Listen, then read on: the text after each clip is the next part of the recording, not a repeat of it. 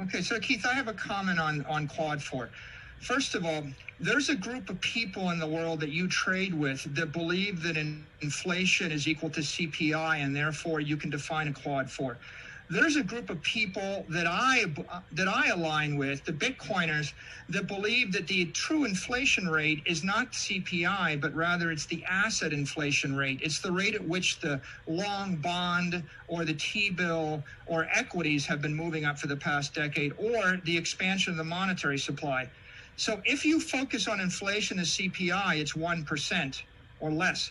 If you would focus on inflation as the monetary supply expansion, it's 15%. And I actually think that the inflation rate for the past decade is 20%.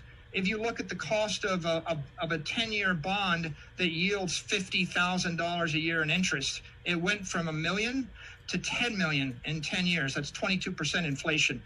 So there are different, over the near term, if you're trading with people that buy into your CPI definition as inflation, then that works. But if you're looking over the long term and you're trading with people that actually buy into the asset inflation rate as the inflation rate, you come to a different conclusion. Well, my last point is, in the near term, Keith, these things work. But over the long term, adoption makes sense. Like all of your arguments about why you should short Facebook in 2013, they're all wrong. Facebook's trading at $280 a share. They're all wrong. You should have never sold it ever, ever, ever. Now, what happens to all these wonderful models if 10 billionaires decide to buy $1 billion of Bitcoin each and announce we bought it, we're not ashamed of it, we're going to buy more?